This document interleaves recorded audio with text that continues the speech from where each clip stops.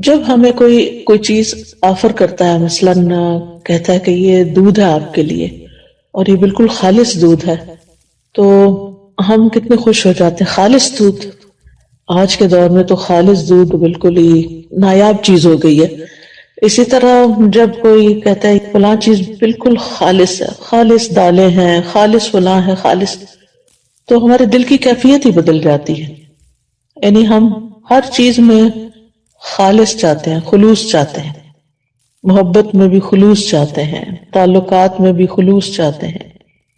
لیکن کبھی ہم نے سوچا کہ اللہ سبحانہ تعالیٰ کے ساتھ ہمارا جو تعلق ہے، یا اللہ سبحانہ تعالیٰ کی جو عبادت ہم کرتے ہیں، یا اللہ سبحانہ تعالیٰ کی دین کی خدمت کا جو بھی کوئی کام کرتے ہیں، جو بھی ہمارے حصے میں آیا ہے، جیسا بھی کام آیا ہے، چاہے وہ تحقیق اور ریسرچ کا کام ہے، یا تعلیم کا کام ہے، یا پھر خدمت خلق کا کام ہے، یا تنظیم یعنی ایڈمنسٹریشن کا کام ہے، یا کسی بھی اور طریقے سے کسی بھی کام میں ہم جس کو ہم دین کے لیے، اللہ کے لیے کرتے ہیں، تو کبھی ہم نے سوچا کہ وہ کتنا خالص ہے اور وہ کس درجے کا ہے اور وہ قابل قبول ہے یا نہیں اور کس درجے میں قبول ہوگا. تو آج میں تھوڑی سی بات اس موضوع پر کروں گی کہ ہمیں اپنے اعمال پہ کس طرح نظر رکھنی ہے اور کس طرح ہم نے ان کو مزید خالص بنانا ہے اور اس کے فائدے کیا ہیں. تو ہم سب سورۃ اخلاص کے نام سے واقف ہیں. قل هو اللہ احد اللہ الصمد لم یلد ولم یولد ولم یکن لہ کفوا احد، اور اس سورت کی فضیلت سے بھی واقف ہیں. کوئی نئی بات نہیں ہے ہمارے لیے، ہم سب جانتے ہیں. تو اس کی اتنی بڑی فضیلت کس بنا پر ہے؟ اخلاص ہی کی بنا پر ہے نا. تو جس طرح اللہ سبحانہ تعالیٰ ایک ہے، قل هو اللہ احد، تو پھر جو کام یا جو عبادت اس کے لیے ہو وہ بھی بس صرف اس ایک اکیلے کے لیے ہونی چاہیے. اس کے ساتھ کسی اور کو ملانا نہیں چاہیے، کسی اور کو شریک نہیں کرنا چاہیے. تو اخلاص کا لفظی مطلب ہوتا ہے کسی چیز کو آمیزش سے چھانٹ کے الگ کر دینا، یعنی کسی دوسری چیز کی ملاوٹ سے بالکل الگ کر دینا اس کو. اور لغوی معنی اخلاص کے ہوتے ہیں پاک صاف ہونا اور خالص ہونا. یعنی ہمارا عمل جو ہے، جو ہم اللہ کے لیے کرتے ہیں، وہ ہر طرح کی آمیزش سے بالکل صاف ستھرا ہو، خالص ہو، پیور ہو. اور امام راغب اصفہانی جو ہیں، آپ لوگوں نے ان کا نام سنا ہوگا، مفردات القرآن کے نام سے قرآن مجید کی ڈکشنری ہے اور بہت ہی بہترین ڈکشنری ہے. ہر قرآن کے طالب علم کو اس سے واقفیت ہونی چاہیے. تو امام راغب اصفہانی لکھتے ہیں کہ الاخلاص التبری عن کل ما دون اللہ تعالی.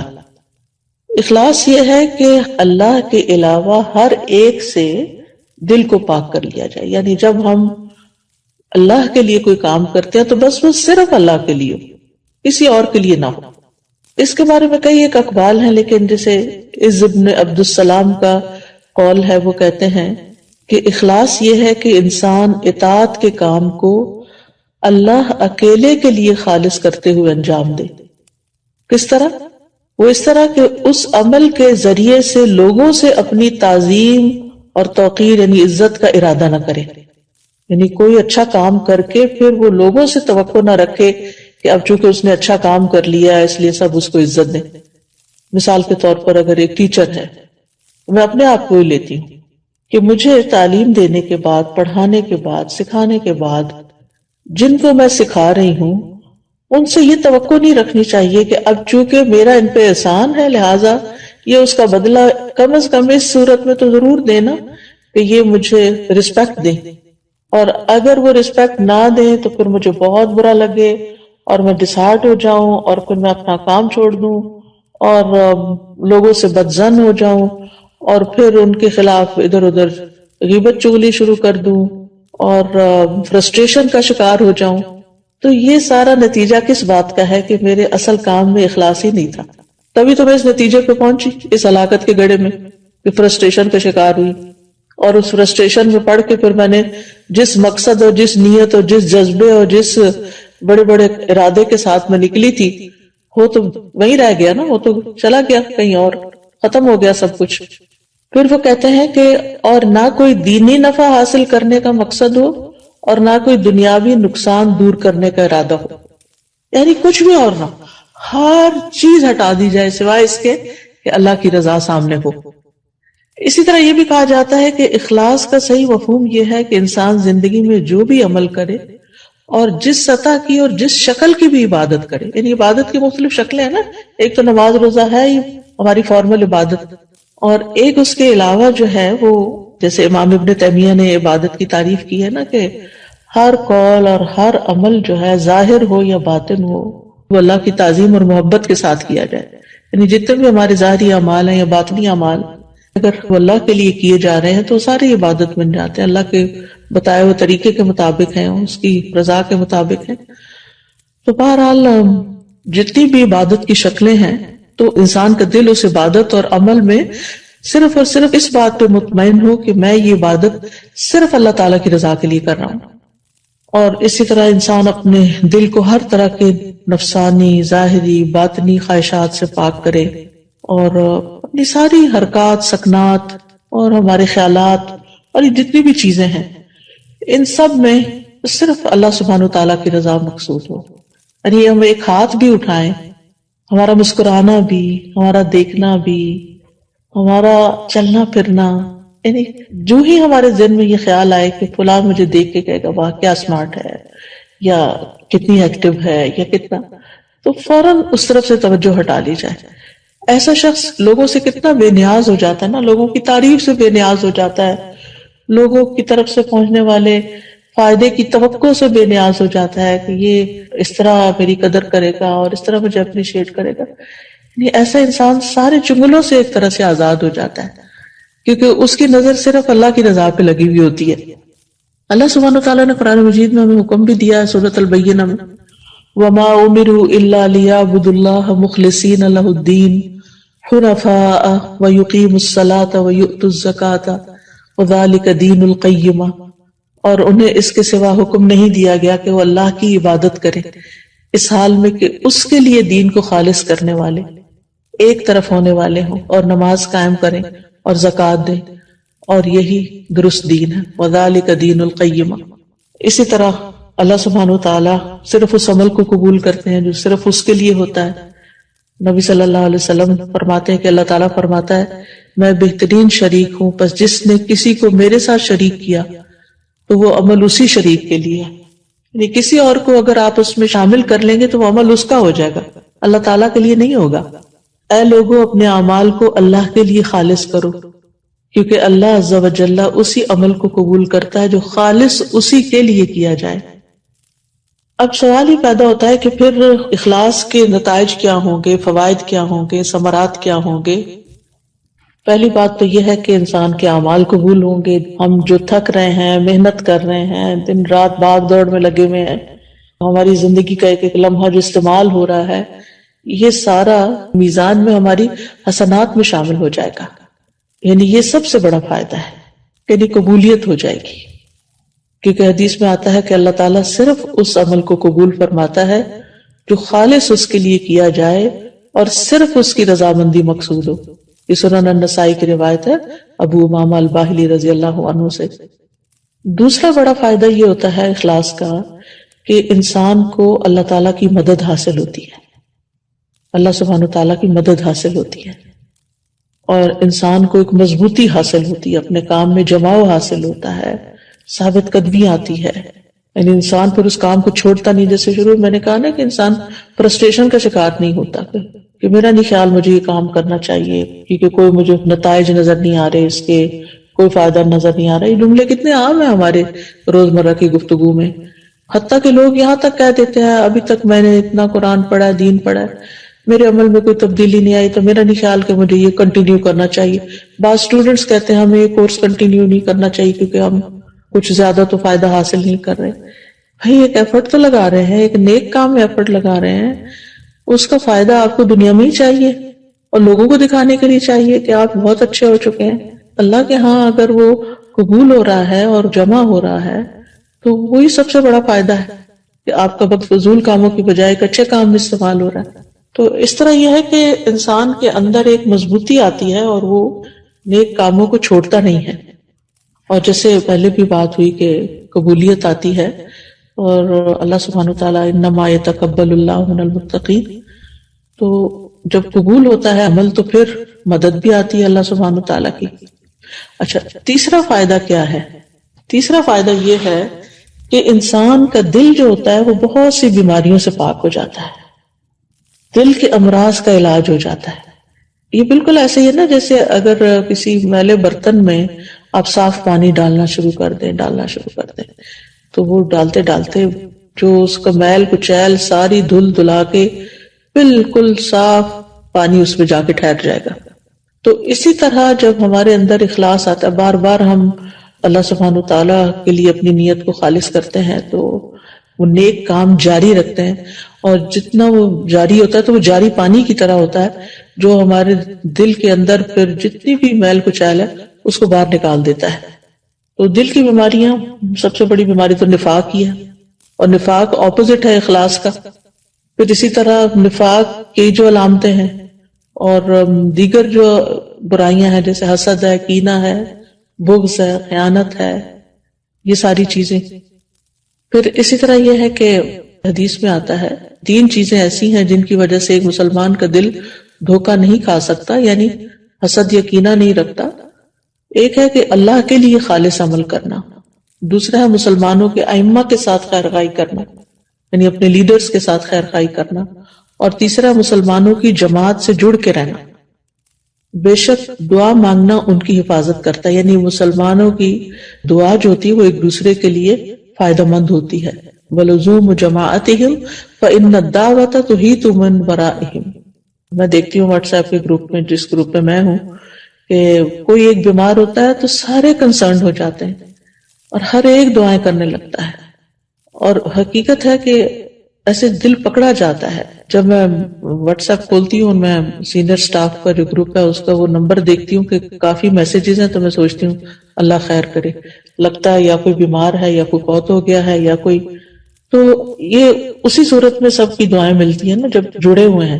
اور اگر جڑے ہوئے ہی نہیں ہیں، آپ اکیلے ہی زندگی بسر کر رہے ہیں تو بس پھر اکیلے ہی ہیں بہرحال۔ پھر اسی طرح اخلاص کا چوتھا فائدہ یہ ہے کہ جو دنیاوی عمل بھی جو ہوتے ہیں نا، دنیاوی کام جیسے کھانا پینا ہے، بچے پیدا کرنا ہے، شوہر بیوی کا تعلق ہے، خرید و فروخت ہے، یہ سارے کام بھی اخلاص کی وجہ سے نیک اعمال میں شامل ہو جاتے ہیں۔ جیسے صحابہ نے نبی صلی اللہ علیہ وسلم سے پوچھا تھا کہ اللہ کے رسول، ہم میں سے اگر کوئی اپنی خواہش پوری کرتا ہے تو کیا اسے اس میں بھی اجر ملتا ہے؟ تو آپ نے فرمایا بتاؤ، اگر وہ خواہش حرام جگہ پوری کرتا ہے تو کیا اس پر گناہ ہوتا؟ تو اسی طرح جب وہ اسے حلال جگہ پوری کرتا ہے تو اس کے لیے اجر ہی اجر ہے۔ تو اس میں آپ دیکھیں کہ مثلاً آپ والدین کی خدمت کر رہے ہیں، اپنے روزمرہ کے کاموں میں آپ دیکھیں کہ کچھ کام تو آپ خالص دینی کام کر رہے ہوتے ہیں، لیکن بہت سے کام دن بھر میں دنیاوی کام بھی ہمارے روٹین میں شامل ہو جاتے ہیں، جیسے کھانا پکانا ہے، کھانا سرو کرنا ہے، برتن سمیٹنا ہے، بچوں کے پیچھے پڑ کے ان کو کھلانا ہے، بزرگ ہیں تو ان کے چڑچڑے پن کے باوجود ان کے ساتھ خیر خواہی کا معاملہ کرتے ہوئے ان کی ضروریات کا خیال رکھنا ہے، یہ سارے کام بندے کو تھکا دینے والے ہوتے ہیں، اور اینڈ آف دا ڈے پھر یا آوازیں بلند ہونے لگتی ہیں انسان کی، یا پھر احسان جتا بیٹھتا ہے یا کوئی اور۔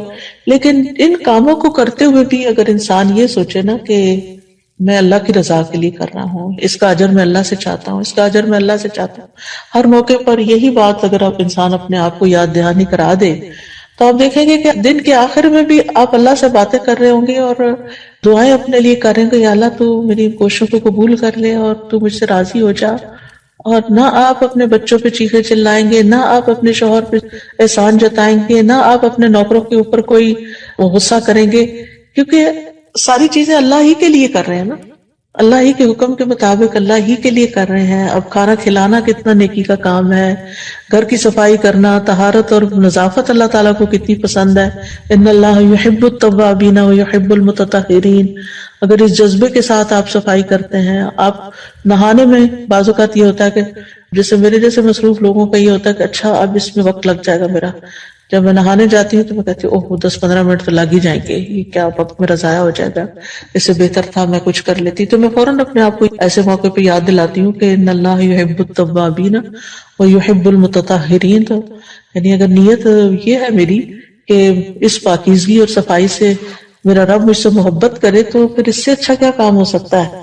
تو دل کے اندر سے نا وہ جو ایک انگزائٹی اور ایک پریشانی اور ایک تکلیف، وہ کیفیت ختم ہو جاتی ہے انسان کی. وضو کرنے جاتے ہیں یا ناخن کاٹ رہے ہیں اپنے یا اور صفائی کر رہے ہیں اپنی، تو ان سب چیزوں کو بھی آپ سنت سمجھ کر اور دین کا حصہ سمجھ کر اور اللہ کی رضا کے لیے کرتے ہیں، تو چاہے اس پر وقت لگ جائے تو پھر آپ کو یہ پشیمانی نہیں ہوتی کہ میرا وقت ضائع ہو گیا.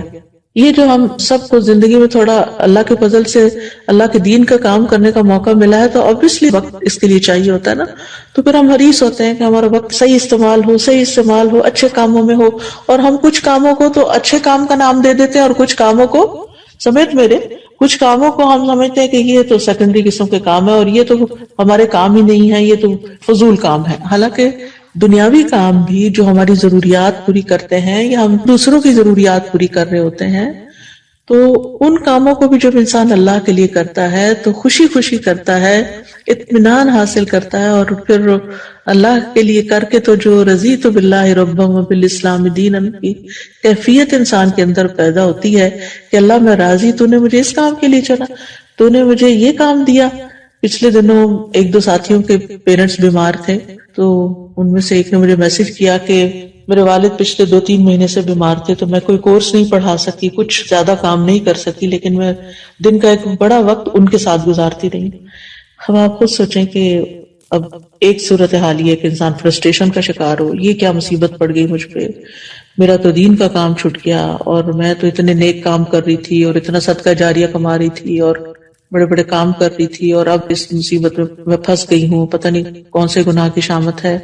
ایک تو شیطان اس طرح کی باتیں سجھواتا ہے، اور اتنی بڑی نیکی اور اتنی بڑی خیر کے کام کو جو اللہ ہی کی طرف سے زندگی میں آ گیا، انسان اس کو بھلا دیتا ہے، اس میں نیت بھی خراب کرا دیتا ہے، اس میں فرسٹریشن ڈال کے تکلیف میں مبتلا کر دیتا ہے. وہ جیسے حضرت ایوب علیہ السلام نے کہا تھا نا، انی مسنی الشیطان بنصب وعذاب، یعنی شیطان نے مجھے عذاب میں مبتلا کر دیا.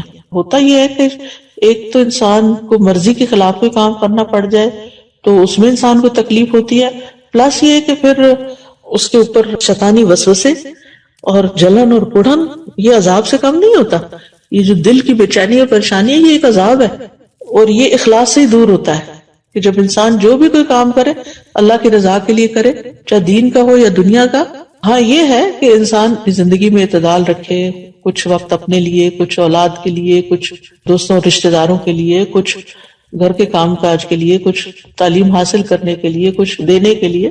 پھر زندگی کے مختلف جو فیزز ہوتے ہیں اس میں مختلف اوقات میں انسان کو مختلف کاموں میں کچھ زیادہ یا کم وقت ملتا ہے. ایک وقت ہوتا ہے کہ اپنے لیے بہت وقت مل جاتا ہے، اپنی عبادت کے لیے، جیسے کہ بڑھاپے کا وقت ہوتا ہے، اس میں دوسری ذمہ داریوں سے انسان فارغ ہو جاتا ہے. اور کچھ وقت ایسا ہوتا ہے کہ جس میں خدمت خلق کے لیے زیادہ وقت نکالنا پڑتا ہے انسان کو. کسی کے والدین بزرگ ہوتے ہیں تو ان کو ٹائم دینا پڑ جاتا ہے، کسی کے حصے میں تعلیم اور تعلم کا کام آ جاتا ہے، اس کی باقی ذمہ داریاں کوئی اور سنبھال لیتا ہے. تو ہم میں سے ہر ایک کی سچویشن اور حالات فرق ہیں، لیکن اس میں ہمیں یہ یاد رکھنا چاہیے کہ جس بھی حال میں رب رکھے اس پہ راضی رہ کے، اس میں نیت خالص کر کے اس کام کو عبادت سمجھ کے کریں، مصیبت سمجھ کے نہ کریں. پھر اس میں آپ دیکھیے کہ بعض لوگ ایسے ہوتے ہیں کہ جو جسمانی طور پہ دنیا سے الگ ہوتے ہیں لیکن دل ان کا دنیا میں پھنسا ہوا ہوتا ہے، اور کچھ لوگ ایسے ہوتے ہیں کہ جو جسمانی طور پر دنیا میں ہوتے ہیں لیکن دل ان کا دنیا سے الگ ہوتا ہے. تو یہ دیکھ سکتے ہیں ہم کہ ہم کہاں کھڑے ہیں. اچھا، چھٹا فائدہ یہ ہے کہ انسان سے سختیاں اور مصیبتیں دور ہونے لگتی ہیں، یعنی انسان کی دعائیں بھی قبول ہوتی ہیں، یعنی اخلاص کی برکتیں بہت ہیں. اب وہ واقعہ یاد ہوگا جو بخاری اور مسلم میں آتا ہے، 3 لوگوں کا جنہوں نے غار میں رات گزاری، جو بارش سے مجبور ہو کے غار کی طرف چلے گئے تھے. پھر وہ غار کا دروازہ بند ہو گیا پتھر گر کے، تو وہ ہٹا نہیں پا رہے تھے مل کے، تو پھر ہر ایک نے دعائیں کرنی شروع کی، اور اس میں ہر ایک نے اپنے اپنے خالص عمل کو وسیلہ بنایا، تو اللہ تعالیٰ نے ان کی مصیبت دور کر دی، وہ غار سے باہر نکل آئے. تو اخلاص سے نا دل کے اندر ٹھنڈک آ جاتی ہے کہ میں جس کے لیے کر رہا ہوں نا وہ دیکھ رہا ہے. مثلا آپ ایک بہت اچھا کام کرتے ہیں اور جب کام کر کے کسی کو دکھاتے ہیں کہ اچھا آپ اس کے بارے میں مشورہ دیں کہ یہ کیسا ہے، تو وہ اس پہ سخت تنقید کر دیتا ہے، یہاں یہ غلطی ہے، یہاں یہ نہیں ہونا چاہیے، یہاں وہ نہیں ہونا چاہیے. تو اس وقت آپ کا ریئیکشن پھر کیا ہوتا ہے؟ یا آپ دل میں مسکرا رہے ہوتے ہیں، یا پھر آپ سخت غم فکر پریشانی کا شکار ہو جاتے ہیں. مسکرا کون سکتا ہے ایسے موقع پر کہ جس کے لیے میں نے محنت کی تھی نا اتنی، اس نے تو دیکھ لیا، اس نے تو میری محنت جان لی نا، میرا خلوص جان لیا، اور یہ شخص میری صرف ظاہری حالت دیکھ رہا ہے کہ میں نے پروڈیوس کیا تو کوئی نہیں، اس میں بھی خیر ہے، میں اس کو دوبارہ کر لیتا ہوں اور اس سے بہتر کر لیتا ہوں. اور پھر انسان اللہ کی خاطر اسی کیے ہوئے کام کو دوبارہ شروع کر دیتا ہے، پھر اس میں بہتری آتی، پھر اس میں مزید بہتری آتی، مزید بہتری آتی. ساتویں چیز یہ ہے کہ انسان جب اللہ کے لیے کام کرتا ہے نا تو فتنوں کے جو خطرات ہوتے ہیں ان سے نجات اور سلامتی حاصل ہوتی ہے. یعنی انسان فتنوں سے نکل آتا ہے. اس میں حضرت یوسف علیہ السلام کی مثال ہے. جب اس عورت نے حضرت یوسف علیہ السلام کو برگلانے کی کوشش کی تھی تو اللہ سبحانہ وتعالیٰ نے ان کو بچا لیا، اور کیا فرمایا؟ سورۃ یوسف میں آتا ہے كَذَلِكَ لِنَصْرِفَ عَنْهُ السُّوءَ وَالْفَحْشَاءَ إِنَّهُ مِنْ عِبَادِنَا الْمُخْلَصِينَ. اسی طرح ہوا تاکہ ہم اس سے برائی اور بے حیائی کو ہٹا دیں، بے شک وہ ہمارے خالص کیے ہوئے بندوں میں سے تھا. آزمائشوں سے خالص ہو گئے تھے نا، تو اللہ تعالیٰ نے ان کو اس گناہ سے بچا لیا. تو اللہ سبحانہ تعالیٰ بندے کی حفاظت کرتا ہے پھر اس اخلاص کی وجہ سے. جب بندہ اس کے لیے خالص ہو جاتا ہے تو اللہ کی خاص مدد حاصل ہوتی ہے. ابن مبارک کہتے ہیں کتنے ہی عمل ایسے ہوتے ہیں جو بالکل معمولی ہوتے ہیں لیکن اچھی نیت سے وہ بہت بڑے ہو جاتے ہیں، اور کتنے ہی عمل ایسے ہیں جو بہت بڑے بڑے ہوتے ہیں لیکن نیت ان کو بالکل حقیر بنا دیتی ہے. تو ہمیں یہ دیکھنا چاہیے کہ ہم کہاں کھڑے ہیں. پھر اسی طرح آٹھواں فائدہ یہ ہے کہ انسان کو اس کام پر اجر مل جاتا ہے، چاہے وہ کمزور ہی کیوں نہ ہو اس کا عمل اور چھوٹا ہی کیوں نہ ہو. یعنی اخلاص اور سچی نیت کی وجہ سے کوشش کا اجر مل جاتا ہے. اور اگر انسان کوشش بھی نہ کرے، صرف خالص نیت ہی ہو تو بھی انسان کو وہ اجر مل جاتا ہے. جیسے وہ حدیث میں آتا ہے، صحیح مسلم کی حدیث ہے کہ جو شخص سچے دل سے اللہ سے شہادت کا سوال کرے، اللہ اسے شہداء کے مقام تک پہنچا دیتا ہے، چاہے وہ اپنے بستر پر ہی کیوں نہ فوت ہو. تو اندازہ لگائیے آپ کہ چاہے انسان اپنے بستر پر ہی کیوں نہ فوت ہو، انسان شہداء کے مرتبے تک پہنچ جاتا ہے. اور صرف شہادت ہی نہیں، کسی بھی نیک کام کا، جیسے پیچھے ہم نے بات کی نا کہ حسد دور ہو جاتا ہے. یہ کس طرح حسد دور ہوتا ہے؟ مثلاً آپ کسی کو اچھا سا کوئی کام کرتے دیکھتے ہیں، تو دین والوں کا حسد کیا ہو سکتا ہے کہ کوئی ان کا ساتھی ان سے آگے نکلتا جا رہا ہے، لوگ اس کی بڑی تعریف کرتے ہیں اور اس کو بہت چاہتے ہیں اور اس کو زیادہ محبت دیتے ہیں وغیرہ. تو جو دیکھنے والا کہتا ہے کہ یہ سب اس کے ساتھ ہی ہو رہا ہے، میرے ساتھ کیوں نہیں ہو رہا، تو وہ ایک جلن کڑن کا شکار ہو جاتا. ٹھیک ہے. تو اب جو نیک انسان ہوگا نا، جو مخلص انسان ہوگا، وہ فوراً خود ہی یعنی اپنے اندر ہی سیلف ٹاک کے ذریعے اصلاح کر کے اخلاص کی وجہ سے اس جنگل سے باہر نکل آئے گا.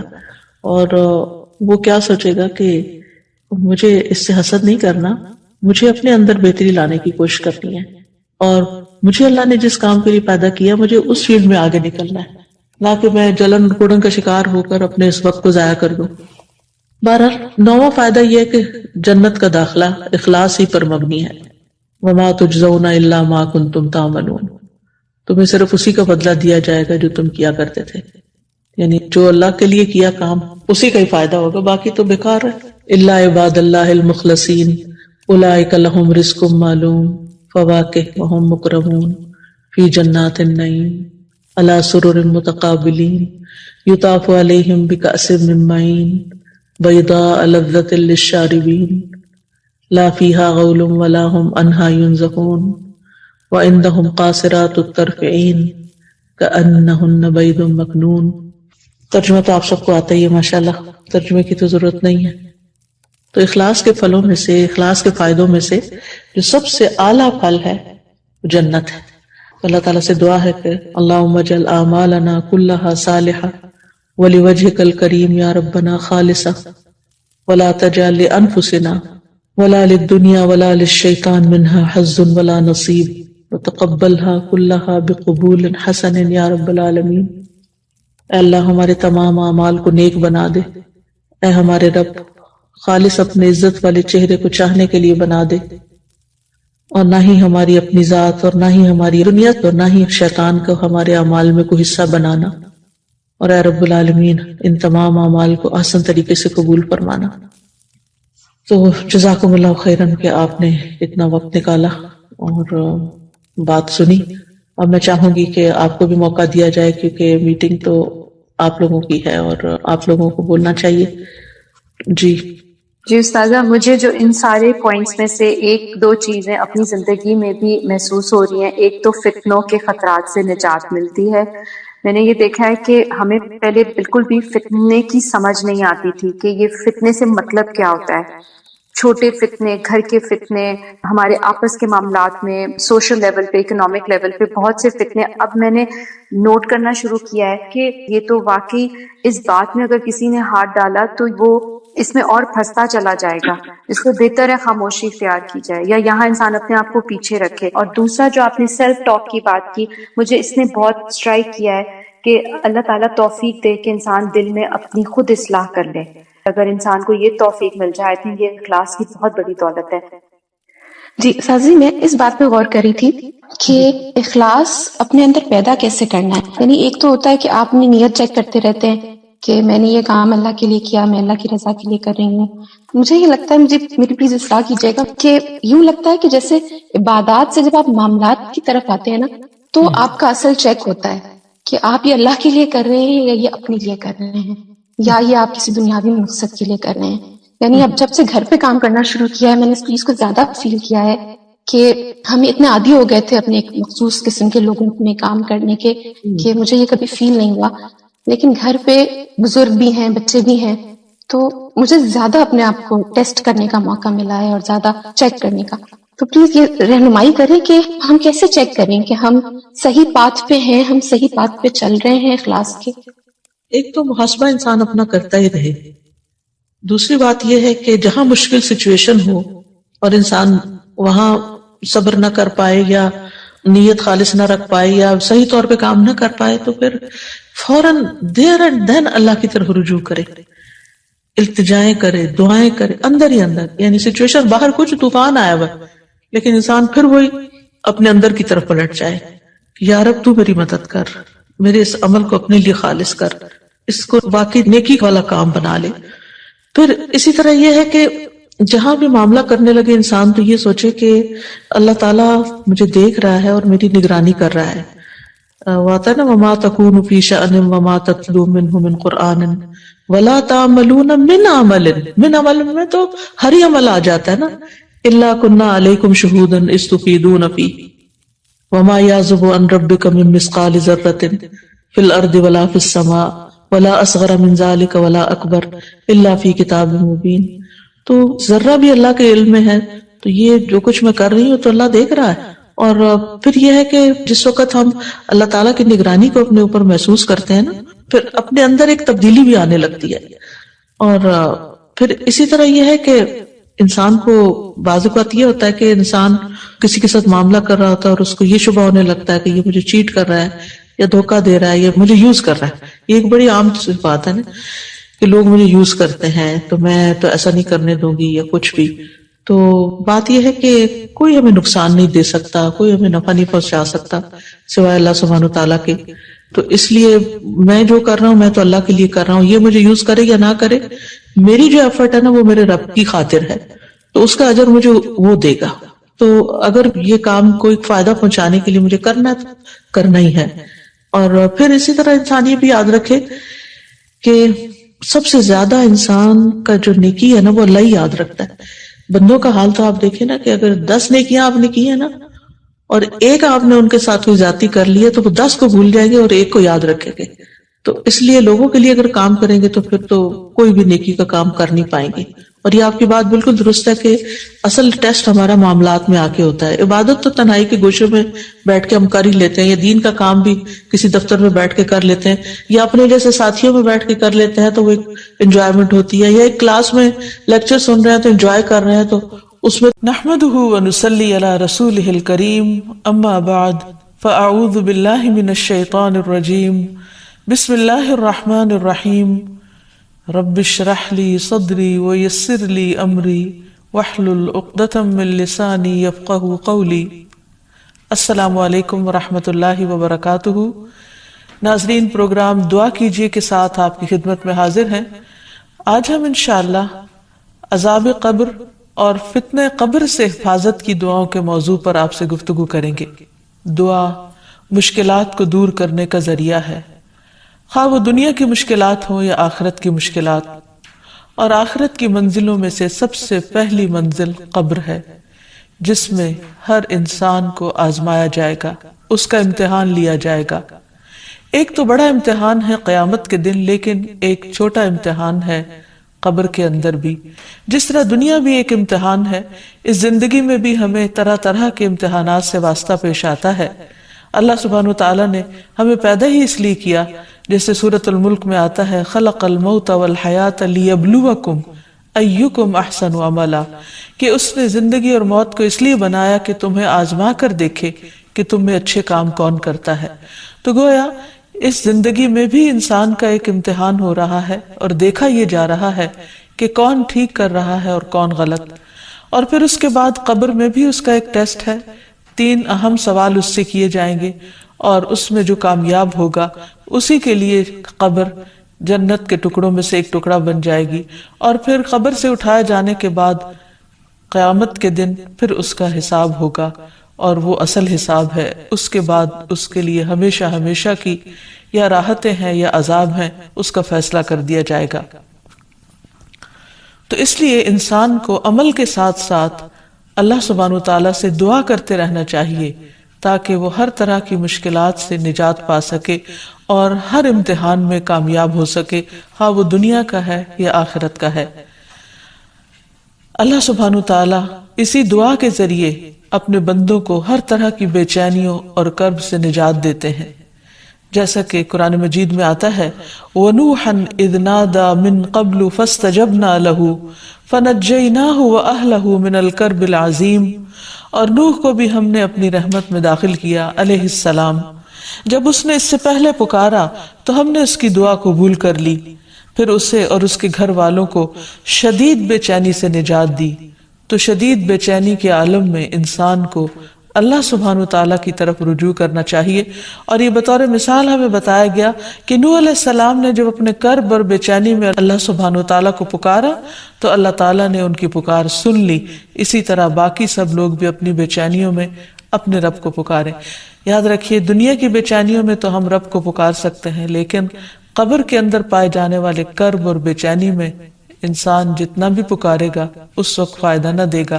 اس لیے ضروری ہے کہ دنیا میں ہی انسان اپنے فیوچر کے بارے میں سوچتے ہوئے، اپنے مستقبل کی پریشانی اور بے چینیوں کے بارے میں سوچتے ہوئے آج دعا کرے، اور دعا کرنے سے پہلے اللہ سبحانہ وتعالیٰ کی حمد و ثنا اور نبی صلی اللہ علیہ وسلم پر درود شریف پڑھے۔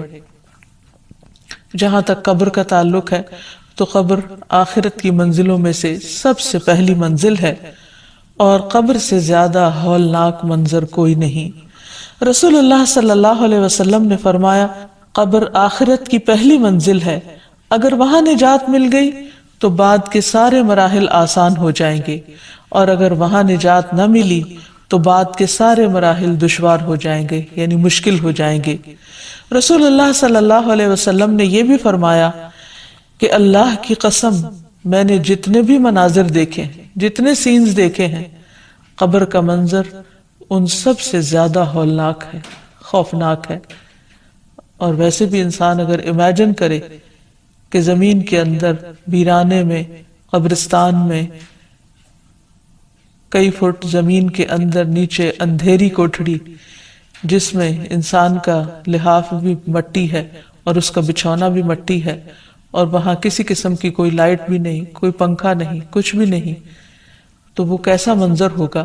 تو نبی صلی اللہ علیہ وسلم نے سچ فرمایا کہ میں نے اس سے زیادہ ہولناک منظر کوئی اور نہیں دیکھا۔ پھر اسی طرح یہ ہے کہ جیسے دنیا میں انسان خوشی اور غم دیکھتا ہے، قبر میں بھی انسان کو یا خوشی ہوتی ہے یا غم ہوتا ہے، اور وہاں کا عذاب بھی برحق ہے اللہ کے نافرمانوں کے لیے، مجرموں کے لیے۔ اس سلسلے میں ایک حدیث آتی ہے کہ ایک یہودی عورت حضرت عائشہ رضی اللہ تعالی عنہا کے پاس آئیں اور اس نے عذاب قبر کا ذکر چھیڑ دیا اور کہا کہ اللہ تجھے عذاب قبر سے محفوظ رکھے۔ اس پر حضرت عائشہ رضی اللہ تعالیٰ عنہ نے رسول اللہ صلی اللہ علیہ وسلم سے عذاب قبر کے بارے میں دریافت کیا. آپ نے اس کا جواب دیا کہ ہاں عذاب قبر حق ہے، یعنی واقعی ہے. تو حضرت عائشہ نے بیان کیا کہ پھر میں نے کبھی ایسا نہیں دیکھا کہ آپ صلی اللہ علیہ وسلم نے کوئی نماز پڑھی ہو اور اس میں عذاب قبر سے اللہ کی پناہ نہ مانگی ہو. یعنی ہمیشہ آپ صلی اللہ علیہ وسلم ہر نماز میں اللہ سبحانہ وتعالیٰ سے دعا کرتے کہ وہ عذاب قبر سے محفوظ رکھیں. اسی طرح ایک اور موقع پر نبی صلی اللہ علیہ وسلم اپنے صحابہ کے ساتھ بنو نجار کے باغ سے گزر رہے تھے تو اچانک وہ گدھا بدک گیا جس پر آپ سوار تھے، تو قریب تھا کہ وہ آپ کو نیچے گرا دے. تو آپ صلی اللہ علیہ وسلم نے پوچھا کہ یہاں اس جگہ پر کیا ہے؟ تو پتہ چلا کہ یہاں دور جاہلیت کے لوگوں کی قبریں ہیں. تو آپ صلی اللہ علیہ وسلم نے جب پوچھا کہ یہ لوگ کب مرے تو عرض کیا گیا کہ یہ لوگ شرک کی حالت میں مرے تھے. تو آپ نے فرمایا کہ ان لوگوں کو ان کی قبروں میں عذاب ہو رہا ہے. اگر مجھے یہ خیال نہ ہوتا کہ تم لوگ اپنے مردوں کو دفنانا چھوڑ دو گے تو میں تمہیں یہ عذاب اس وقت سنواتا، یعنی اللہ تعالیٰ سے دعا کرتا کہ تمہیں قبر کے عذاب کو سنوا دے جسے میں سن رہا ہوں. پھر آپ صلی اللہ علیہ وسلم ہماری طرف متوجہ ہوئے اور فرمایا تم لوگ دوزخ کے عذاب سے اللہ کی پناہ مانگو. صحابہ نے عرض کیا ہم دوزخ کے عذاب سے اللہ کی پناہ مانگتے ہیں. پھر اسی طرح آپ نے فرمایا کہ تم قبر کے عذاب سے اللہ کی پناہ مانگو. تو صحابہ نے عرض کیا نعوذ باللہ من عذاب القبر، کہ ہم قبر کے عذاب سے اللہ کی پناہ مانگتے ہیں، یعنی اللہ تعالیٰ ہمیں اس سے محفوظ رکھے. تو بہرحال قبر کی نعیم و راحت کو حاصل کرنے کے لیے اور تکلیفوں سے بچنے کے لیے اللہ تعالیٰ سے دعا کرنی چاہیے. جہاں تک قبر کے سوال و جواب کا تعلق ہے تو اس کے بارے میں حدیث میں آتا ہے نبی صلی اللہ علیہ وسلم نے فرمایا کہ جب انسان کو دفن کر کے اس کے ساتھی چلے جاتے ہیں تو ایک فرشتہ جس کے ہاتھ میں گرز ہوتا ہے آ کر اسے اٹھا دیتا ہے اور اس سے محمد صلی اللہ علیہ وسلم کے متعلق پوچھتا ہے. ایک دوسری روایت میں آتا ہے کہ وہ پوچھتا ہے من ربک، تمہارا رب کون ہے، ما دینک، تمہارا دین کیا ہے. اور پھر وہ نبی صلی اللہ علیہ وسلم کے بارے میں سوال کرتا ہے کہ تم اس آدمی کے متعلق کیا کہتے ہو. تو مومن کہتا ہے اشہد ان لا الہ الا اللہ و اشہد ان محمدا عبدہ و رسولہ، کہ میں اس بات کی گواہی دیتا ہوں کہ اللہ کے علاوہ کوئی معبود نہیں اور یہ کہ محمد صلی اللہ علیہ وسلم اس کے بندے ہیں اور رسول ہیں. یہ سن کر فرشتہ کہتا ہے کہ تم نے سچ کہا. کسی نے پوچھا یا رسول اللہ صلی اللہ علیہ وسلم وہ فرشتہ تو ہاتھ میں گرز لے کر جس کے سامنے کھڑا ہوگا اس پر گھبراہٹ طاری ہو جائے گی، یعنی اس کے حال حلیہ دیکھ کر ہی خوف آنے لگے گا. تو نبی صلی اللہ علیہ وسلم نے فرمایا اللہ ایمان والوں کو کلمہ توحید پر ثابت قدم رکھتا ہے، جس کا ذکر سورۃ ابراہیم میں بھی آتا ہے یثبت اللہ الذین آمنوا بالقول الثابت فی الحیات الدنیا وفی الآخرہ. اللہ قول ثابت کے ذریعے دنیا اور آخرت میں اپنے بندوں کو ثابت قدم رکھتا ہے، یعنی کلمہ طیبہ کے ذریعے. یعنی جو شخص سچے دل سے دنیا میں لا الہ الا اللہ کہتا ہے اللہ سبحانہ وتعالیٰ قبر میں بھی اس کو اللہ تعالیٰ کی وحدانیت کے اقرار کے لیے اس کلمے کو یاد کرا دیں گے اور انسان کے اوپر وہ وحشت پھر طاری نہیں ہوگی بلکہ مومن اپنی قبر میں پرسکون ہوگا. نبی صلی اللہ علیہ وسلم نے فرمایا اگر مرنے والا نیک آدمی ہو تو فرشتے اسے اس کی قبر میں اس طرح بٹھاتے ہیں کہ اس پر کوئی خوف اور گھبراہٹ نہیں ہوتی. ویسے بھی قرآن مجید میں آتا ہے الا ان اولیاء اللہ لا خوف علیہم ولا هم يحزنون، خبردار اللہ کے دوستوں کو نہ کوئی خوف ہے اور نہ غم ہوگا. پھر اسی طرح یہ ہے کہ قبر میں ہی انسان کو جنت کا لباس اور خوشبو ملتی ہے.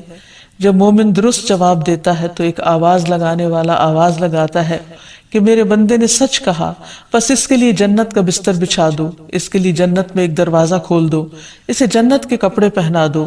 پھر جنت کی ہوا اور خوشبو اس کے پاس آتی ہیں اور اس کی قبر حد نگاہ تک کشادہ کر دی جاتی ہے، یعنی کھلی کر دی جاتی ہے. جنت کے دروازوں میں سے ایک دروازہ کھول کر اسے اس کی آخری قیامگاہ یعنی جنت میں اس کا جو گھر ہے وہ دکھا دیا جاتا ہے اور اسے بتایا جاتا ہے کہ یہ ہے وہ جگہ جو اللہ سبحانہ تعالیٰ نے تمہارے لیے تیار کر رکھی ہے. یعنی قیامت کے دن جب تم اٹھو گے اور اپنے حساب کتاب سے فارغ ہوگے تو آخر میں تمہارا مقام یا گھر یہ ہوگا. تو اس سے اس کی خوشی میں اور زیادہ اضافہ ہو جاتا ہے. لیکن اس کے برعکس جو شخص اس امتحان میں فیل ہو جاتا ہے اس کے لیے جہنم کے دروازوں میں سے ایک دروازہ کھول کر اس کو جہنم کا ٹھکانہ دکھا دیا جاتا ہے۔ پھر اسی طرح یہ ہے کہ انسان کی قبر وسیع اور روشن کر دی جاتی ہے۔ ابو ہریرہ سے روایت ہے کہ رسول اللہ صلی اللہ علیہ وسلم نے فرمایا، مومن شخص اپنی قبر میں سبز باغیچے میں ہوتا ہے تو اس کے لیے اس کی قبر کو 70 ہاتھ کشادہ کر دیا جاتا ہے اور اس کے لیے 14ویں کے چاند کی طرح روشنی کر دی جاتی ہے۔ یعنی ایک خوبصورت منظر ہوتا ہے جیسے 14ویں رات کو ہوتا ہے، اور اس کا وہاں جتنا بھی قیام ہوگا، یعنی ایسے بندے کا جو قبر کے امتحان میں پاس ہو گیا، وہ بہت ہی سکون اور امن اور خوشی میں اور خوشنما منظر میں اور خوشنما اور بہترین گھر پہ ہوگا۔ تو اس سے پتہ یہ چلتا ہے کہ جو شخص ایمان کے ساتھ عمل صالح کرتے ہوئے دنیا سے رخصت ہوگا، ایمان پر ہی اس کا خاتمہ ہوگا اور وہ قبر کے امتحان میں کامیاب ہو جائے گا، اس کے لیے قبر کو کشادہ کر دیا جائے گا اور ایک بہترین منظر ہوگا اس کے اس گھر میں۔ اس کے برعکس قبر میں عذاب بھی ہے۔ جو شخص قبر کے سوالوں کے جواب نہ دے سکا، اس کی وہاں شامت آئے گی، اس کو مار پڑے گی۔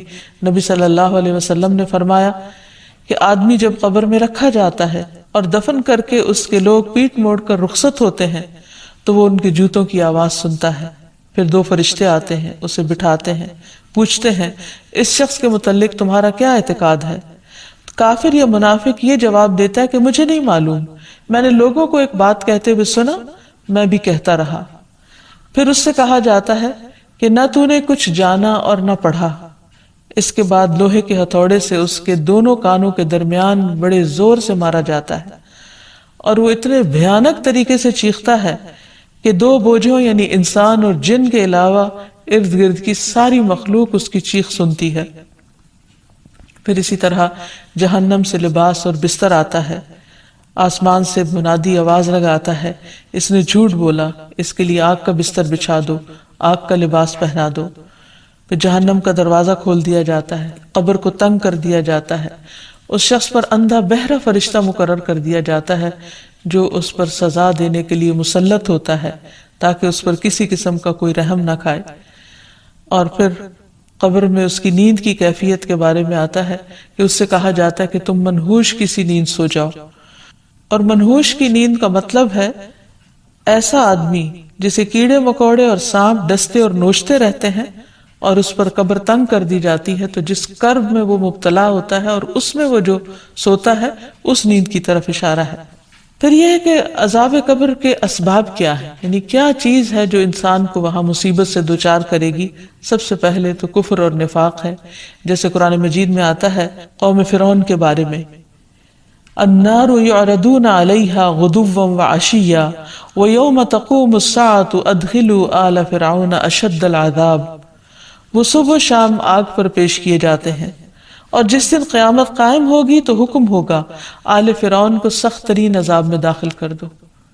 تو یہ نبی صلی اللہ علیہ وسلم کو معراج پر بھی دکھایا گیا تھا کہ کس طرح آل فرعون کو صبح و شام آگ پر پیش کیا جاتا ہے۔ حالانکہ دیکھیے کہ آل فرعون جو ہے وہ پانی میں ڈوب کر مرے ہیں، لیکن اس کے باوجود مرنے کے بعد قیامت تک کے بیچ کے عرصے میں انہیں آگ پر پیش کیا جا رہا ہے، یعنی انہیں آگ کا عذاب ابھی بھی مل رہا ہے۔ اور قیامت کے دن جیسے کہ اس آیت میں آتا ہے، اور جس دن قیامت قائم ہوگی کہا جائے گا ادخلوا آل فرعون اشد العذاب، اب آل فرعون کو شدید ترین عذاب میں داخل کرو، یعنی اصل جہنم میں اب ان کو ڈال دو۔ اسی طرح جو شخص نیک عمل نہیں کرتا، اپنی دنیا کی زندگی کو ضائع کرتا ہے، وہ بھی جا کر وہاں سخت پچھتائے گا اور پکارے گا اور فریادیں کرے گا کہ مجھے کسی طرح واپس بھیج دیا جائے تاکہ اب میں اچھے کام کر کے آؤں۔ حتی اذا جاء احدهم الموت قال رب ارجعون لعلی اعمل صالحا فیما ترکت کلا انہا کلمۃ هو قائلها ومن ورائہم برزخ الی یوم یبعثون۔ یہاں تک کہ جب ان میں سے کسی کے پاس موت آتی ہے تو کہتا ہے اے میرے رب مجھے واپس بھیج دے تاکہ میں جو کچھ چھوڑ آیا ہوں اس میں کوئی نیک عمل کر لوں۔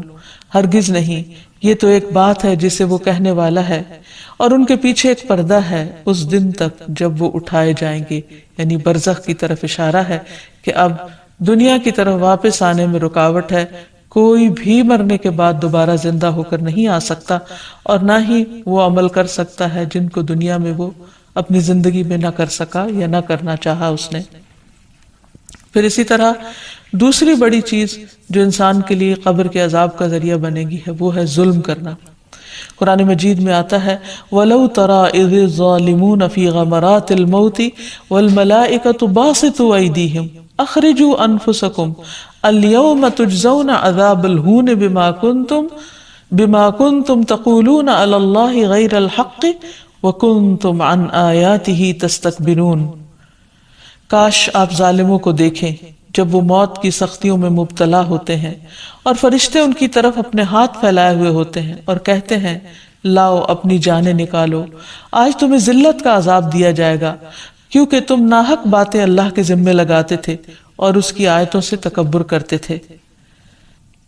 تو اس آیت میں بھی آپ دیکھیے کہ یہ کہا جا رہا ہے کہ موت کی سختیوں کے وقت فرشتے ان کی جان نکال رہے ہوتے ہیں تو اس وقت ان کو یہ خبر دے رہے ہوتے ہیں کہ لاؤ اپنی جانیں نکالو، آج تمہیں ذلت کا عذاب دیا جائے گا. یعنی جان نکالنے کے بعد جو قبر کا مرحلہ ہے اس کی طرف اشارہ ہے.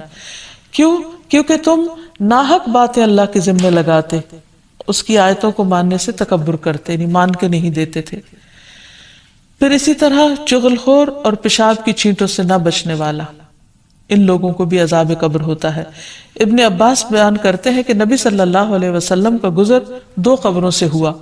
آپ نے فرمایا ان دونوں قبر والوں پر عذاب ہو رہا ہے اور یہ کسی بڑی بات پر نہیں ہو رہا. پھر فرمایا کہ ان میں سے ایک شخص تو چغل خوری کیا کرتا تھا اور دوسرا پیشاب سے بچنے کی احتیاط نہیں کرتا تھا، یعنی کہ اس کے کپڑے نجس ہوتے تھے، اس کا جسم نجس ہوتا تھا، اور جب جسم اور کپڑے نجس ہو تو نہ انسان کی عبادت ہوتی ہے نہ نماز ہوتی ہے. تو اس لیے اس سے بھی بچنے کی ضرورت ہے. اسی طرح لوگوں کی برائیاں کرنا، لوگوں میں پھوٹ ڈلوانا، باہمی تعلقات خراب کرنا، ایک دوسرے کے بارے میں بدگمانیاں پیدا کرنا، من گھڑت باتیں ایک دوسرے کی طرف سے پہنچانا، جھوٹ بولنا اور لوگوں کو باہم لڑا دینا، یہ ایسا بڑا جرم ہے کہ جس کی وجہ سے عذاب قبر کی پیشن گوئی کی گئی ہے. پھر اسی طرح خیانت کرنا، پھر جھوٹ بولنا. نبی صلی اللہ علیہ وسلم نے فرمایا گزشتہ رات خواب میں میرے پاس 2 آدمی آئے، انہوں نے کہا جسے آپ نے دیکھا اس کا جبڑا چیرا جا رہا تھا وہ بڑا ہی جھوٹا تھا، وہ ایک جھوٹی بات کو لیتا اور ساری دنیا میں پھیلا دیتا، قیامت کے دن تک اس کو یہی سزا ملتی رہے گی. تو جھوٹ بولنا اور جھوٹ پھیلانا یہ بھی ایک بہت بڑا ظلم ہے جس کے نتیجے میں عذاب قبر ہوتا ہے. اور یہ نبی صلی اللہ علیہ وسلم کو خواب میں دکھایا گیا کہ کچھ لوگوں کو ایسا عذاب ہو رہا ہے اور پھر فرشتے نے بتایا کہ کس کو کس بنا پر عذاب دیا جا رہا ہے، یعنی کس شخص کا کیا قصور ہے. پھر اسی طرح مظلوم کی مدد نہ کرنا، پھر بغیر وضو کے نماز پڑھنا، یہ وہ جرائم ہیں جن پر عذاب قبر ہوتا ہے. اور اسی طرح کچھ کام ایسے ہیں کہ جن کو کرنے سے انسان عذاب قبر سے بچ سکتا ہے. اس میں سب سے پہلے تو اپنے فرائض کو ادا کرنا اور نیک اعمال کرنا، کیونکہ قبر میں جب مردے کو دفن کیا جاتا ہے تو اگر وہ مومن ہوتا ہے تو اس کی نماز اس کے سرہانے ہوتی ہے، روزہ اس کے دائیں جانب ہوتا ہے، زکوٰۃ اس کی بائیں طرف ہوتی ہے، دیگر نیک کام صدقہ خیرات اور نیکی اور لوگوں سے بھلائی کرنا اس کے پاؤں کی طرف سے آ جاتی ہے، اور یہ سارے نیک اعمال اس کو پروٹیکٹ کرتے ہیں اور اس طرح وہ عذاب سے محفوظ رہتا ہے. پھر اسی طرح سورۃ الملک کا پڑھنا، نبی صلی اللہ علیہ وسلم نے فرمایا سورۃ تبارک قبر کے عذاب سے روکنے والی ہے، یعنی جو شخص اس کو پڑھے، آپ نماز میں پڑھیں، آپ رات کو سوتے وقت پڑھیں، آپ کسی بھی وقت اس کو پڑھ سکتے ہیں. اسی طرح صدقہ خیرات کرنا انسان کو عذاب قبر سے محفوظ رکھتا ہے. نبی صلی اللہ علیہ وسلم نے فرمایا صدقہ کرنے والوں کی قبروں سے حرارت بجھاتا ہے اور مومن قیامت کے دن اپنے صدقے کے سائے میں ہوگا. پھر اسی طرح پیٹ کے مرض سے فوت ہونے والا بھی فتنہ قبر سے محفوظ رکھا جاتا ہے. پھر اسی طرح جو شخص اللہ کی راہ میں شہید ہو جائے اس کا بھی قبر کا حساب کتاب نہیں ہوتا اور شہیدوں کی روحیں جنت میں پہنچا دی جاتی ہیں. تو اس لیے بہت ضروری ہے کہ ہم سب اپنے لیے دعا کریں کہ ہمیں اللہ سبحانہ وتعالیٰ اس دنیا کے فتنوں سے بھی محفوظ رکھے اور قبر کے فتنے اور قبر کے عذاب سے بھی محفوظ رکھے.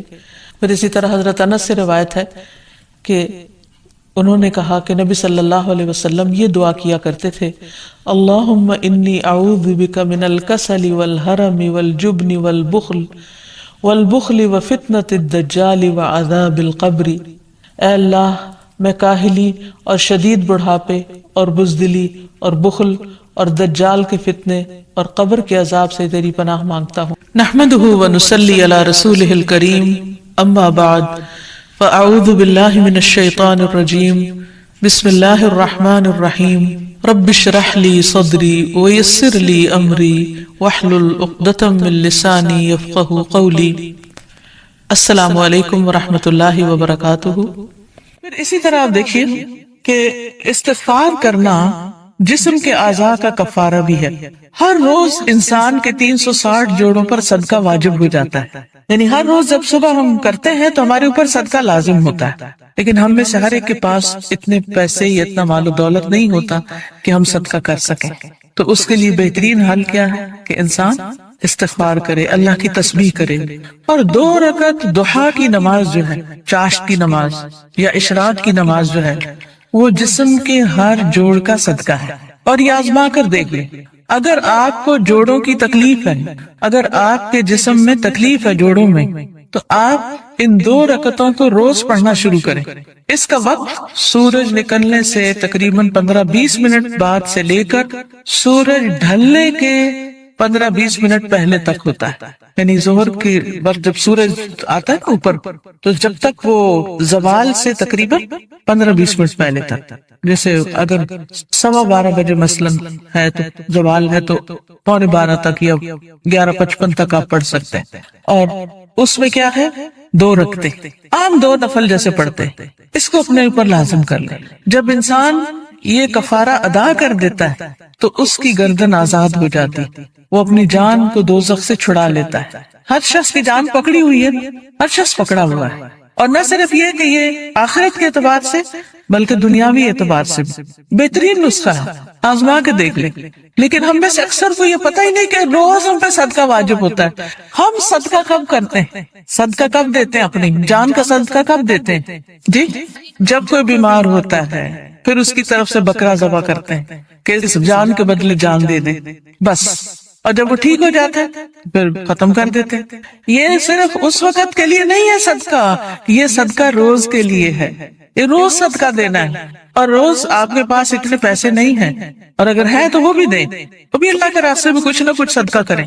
سبحان اللہ، الحمدللہ، اللہ اکبر، لا الہ الا اللہ، استغفر اللہ، استغفر اللہ۔ تو اگر آپ ایک دفعہ استغفر اللہ کہتے ہیں تو 1 جوڑ کا صدقہ ہو گیا، دوسری دفعہ استغفر اللہ کہتے ہیں تو دوسرے جوڑ کا صدقہ نکل گیا، تیسری دفعہ کیا تو تیسرا نکل گیا۔ تو جتنی دفعہ استغفر اللہ کہیں گے اتنے جوڑوں کا صدقہ ہوتا جائے گا۔ کبھی ایسا بھی ہوتا ہے نا کہ انسان کو وقت نہیں ملتا، یا وہ سفر کر رہا ہوتا ہے، یا کبھی کوئی مجبوری ہو جاتی ہے کہ انسان نہیں پڑھ سکتا، تو پھر کیا کرے، ذکر کی کثرت کر دے، استغفار کی کثرت کر دے۔ پھر اسی طرح استغفار کو بیماریوں کا علاج بتایا گیا، جیسے میں نے ابھی کہا نا کہ اگر آپ چاہتے ہیں کہ آپ کے جوڑوں کی تکلیف دور ہو جائے تو جوڑوں کا صدقہ دیا کرے روز۔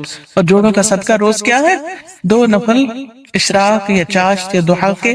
اصل میں بہت سے لوگ کنفیوز ہوتے ہیں کہ اشراق اور ضحیٰ اور چاشت یہ کیا ہے، یہ ایک ہی نماز ہے، جیسے تراویح اور قیام اللیل یہ ایک ہی نماز ہے۔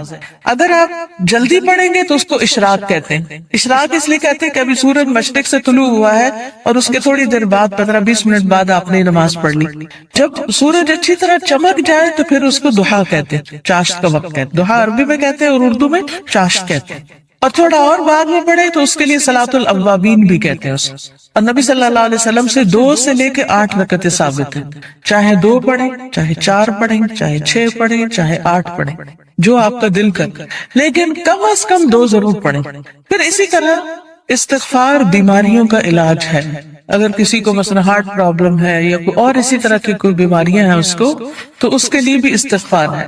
قتادہ کہتے ہیں کہ یہ قرآن تمہیں تمہاری بیماری اور علاج بتاتا ہے، یعنی قرآن کے ذریعے تمہیں بیماریاں بھی پتہ چلتی ہیں، بیماریوں سے مراد یہاں روحانی بیماریاں اور خاص طور پر ذہنی پریشانیاں اور جذباتی اور دلی پریشانیاں، اور پھر اس کا علاج بھی بتاتا ہے۔ یعنی قرآن شفا ہے، قرآن مجید میں آتا ہے شفاء لما فی الصدور، کہ قرآن میں سینوں کے اندر جو ہے یعنی دل ہے ان کے لیے شفا ہے. پھر یہ کہا گیا کہ گناہ بیماری ہے. گناہ کیا ہے؟ بیماری ہے، اور استغفار ان کا علاج ہے. پھر اسی طرح جو شخص استغفار کرتا ہے اسے فرشتوں کی دعائیں ملتی ہیں. قرآن مجید میں سورۃ الغافر میں آتا ہے الذین یحملون العرش ومن حولہ یسبحون بحمد ربہم ویؤمنون بہ ویستغفرون للذین آمنوا ربنا وسعت کل شیء رحمۃ وعلما فاغفر للذین تابوا واتبعوا سبیلک وقہم عذاب الجحیم. جو فرشتے عرش اٹھائے ہوئے ہیں اور جو اس کے ارد گرد ہیں سب اپنے رب کی حمد کے ساتھ اس کی تسبیح کر رہے ہیں اور اس پر ایمان رکھتے ہیں اور ایمان لانے والوں کے لیے بخشش کی دعا کرتے ہیں. سبحان اللہ، یعنی کتنی بڑی سعادت ہے. ایمان لانا کتنی بڑی اللہ کی رحمت ہے ہم پر کہ ہم اس پر ایمان رکھتے ہیں اور آخرت پر ایمان رکھتے ہیں اور عقیدہ درست ہے. کیونکہ ایسے لوگوں کے لیے فرشتے بھی ان کے دوست ہوتے ہیں اور ان کی مدد بھی کرتے ہیں اور ان کے لیے دعائیں بھی کرتے ہیں. جیسے ایک اور جگہ پر آتا ہے ان الذین قالوا ربنا اللہ ثم استقاموا تتنزل علیہم الملائکۃ الا تخافوا ولا تحزنوا وابشروا بالجنة التي كنتم توعدون نحن اولیاؤکم فی الحیاة الدنیا وفی الآخرة ولکم فیہا ما تشتہی انفسکم ولکم فیہا ما تدعون نزلا من غفور رحیم. کہ بے شک وہ لوگ جنہوں نے کہا کہ اللہ ہمارا رب ہے، اللہ ہی کو رب مانا، اللہ ہی کو خالق مالک رازق مانا، ثم استقاموا، پھر اسی پہ جم گئے، ادھر ادھر نہیں دیکھا، کسی اور فقیر کے پاس نہیں گئے، کسی اور مزار پہ نہیں گئے، بلکہ کیا کیا؟ صرف اللہ کو اپنا رب مان کر اسی سے دعائیں کی. ان الذین قالوا ربنا اللہ ثم استقاموا، تو کیا ہوتا ہے؟ تتنزل علیہم الملائکہ، ان پر فرشتے اترتے ہیں. اللہ تخافوا ولا تحزنوا، نہ تم خوف کرو نہ تم غم کرو. وَأَبْشِرُوا بِالْجَنَّةِ الَّتِي كُنْتُمْ تُوعَدُونَ، اس جنت کی خوشخبری پاؤ جس کا تم وعدہ دیے جاتے ہو. نَحْنُ أَوْلِيَاؤُكُمْ فِي الْحَيَاةِ الدُّنْيَا، ہم دنیا کی زندگی میں بھی تمہارے دوست ہیں، تمہارے مددگار ہیں، دنیا میں بھی وَفِي الْآخِرَةِ، اور آخرت میں بھی. وَلَكُمْ فِيهَا مَا تَشْتَهِي أَنفُسُكُمْ، اور تمہیں وہاں وہ ملے گا جو تمہارے دل چاہیں گے، نفس خواہش کریں گے. وَلَكُمْ فِيهَا مَا تَدَّعُونَ، اور وہاں تمہیں وہ ملے گا جو تم طلب کرو، جو بھی مانگو گے مل جائے گا. نزلا من غفور الرحیم، یہ مہمانی ہے اس رب کی طرف سے جو غفور الرحیم ہے. تو اس لیے جو شخص ایمان لا کے اللہ کو اپنا رب مان لیتا ہے، اسی کی طرف رجوع کرتا ہے، اسی سے مدد مانگتا ہے، تو اللہ سبحانہ وتعالیٰ اس کو مدد دیتے ہیں اور فرشتوں کے ذریعے بھی اس کی مدد کرتے ہیں. اور ایسے فرشتے جو اللہ کا عرش عظیم اٹھائے ہوئے ہیں وہ ان کے لیے دعائیں کرتے ہیں. اب دیکھیے کہ ہم سب کہتے ہیں، ایک دوسرے سے کہہ رہے تھے میں بہت پریشان ہوں، پلیز میرے لیے دعا کرو، اس کو کہتے ہیں دعا کرو، اس کو کہتے ہیں دعا کرو. لیکن جو لوگ ایمان لا کر اللہ کی طرف رجوع کرتے ہیں، استغفار کرتے ہیں، تو فرشتے بھی ان کے لیے دعائیں شروع کر دیتے. تو جن کے لیے فرشتے دعائیں کریں ان کو پھر کسی دعا کی کمی. پھر آپ دیکھیں ایک اور کام، بلکہ آپ ہی سے پوچھوں گی کون سا ہے وہ کام جس کی وجہ سے فرشتے کیا زمین کی ساری مخلوق دعائیں کرتی ہے، مچھلیاں بھی سمندر میں اور چیونٹیاں بھی زمین میں. کس کس کو پتا ہے؟ سب کو نہیں پتا، سب کو پتا ہونا چاہیے. ٹھیک ہے، وہ کس کے لیے؟ جو لوگوں کو خیر کی بات سکھائے، اچھی باتیں لوگوں کو بتائے، قرآن و حدیث کی تعلیم دے، سیکھے اور سکھائے. ایک جگہ پر سیکھنے والے کے لیے بھی آتا ہے. طالب علم کے لیے کیا خوشخبری ہے؟ فرشتے کیا کرتے ہیں طالب علم کے لیے؟ اپنے پر بچھاتے ہیں، تواضع سے اس کی رسپیکٹ کرتے ہیں. اور ایک اور میں آتا ہے یعنی اس کے اوپر سایہ کرتے ہیں. کتنی بڑی خوشخبری. پھر اس سے اچھا کوئی کام ہو سکتا ہے کہ ہم بھی ایسی مجلسوں میں شریک ہوں، ایسی جگہوں پر جائیں جہاں سیکھنے سکھانے کا کام ہوتا ہے. خود بھی سیکھیں، دوسروں کو بھی سکھائیں، دوسروں کے بھی کام آئیں. جب آپ یہ کام شروع کریں گے تو فرشتے آپ کے لیے دعائیں شروع کر دیں گے، مچھلیاں آپ کے لیے دعائیں شروع کر دیں گی، چیونٹیاں آپ کے لیے دعائیں کریں گی. اور آپ کو پتا ہے کہ جب چیونٹی بھی دعا کرتی ہے تو اللہ تعالیٰ سنتا ہے. ایک دفعہ حضرت سلیمان علیہ السلام اپنے لشکر کے ساتھ نکلے کہ بارش کی دعا کریں. تو آگے گئے تو دیکھا کہ ایک چیونٹی اپنے پیٹ کے بل لیٹی ہوئی ہے اور اپنے ہاتھ اوپر کیے ہوئے ہے، اللہ سے دعا کر رہی ہے کہ یا اللہ تو پانی برسا تاکہ ہماری پیاس ختم ہو، یعنی ہم سیراب ہوں. تو حضرت سلمان اپنے لشکر کو لے کے واپس چلے گئے کہ اللہ نے اس چیونٹی کی دعا سن لی ہے. تو پرندے بھی، درندے بھی، چیونٹیاں بھی، یہ سب دعائیں کرتے ہیں. تو اگر آپ دین سیکھنے اور سکھانے کے کام میں لگ جائیں گے اور اس کے لیے وقت نکالیں گے تو دنیا اور آخرت کی برکتیں نصیب ہوں. اور آپ کے دل میں ابھی خواہش ہوگی، اللہ اس کو پورا کر دے گا. آپ کی ضرورتیں پوری ہونے لگے گی، آپ کے مسائل حل ہونے لگے گی، آپ کے دل کو راحت اور سکون ملے گا جو دنیا کی کسی اور چیز میں نہیں. اگر اچھے کپڑے پہننے سے سکون ملتا تو جو لوگ ہر وقت برانڈیڈ کلوتھس پہنتے ہیں، یعنی برانڈ کے کپڑے پہنتے ہیں، عام کپڑے نہیں پہنتے، پھر انہیں سب سے زیادہ خوشحال ہونا چاہیے تھا، ہے نا؟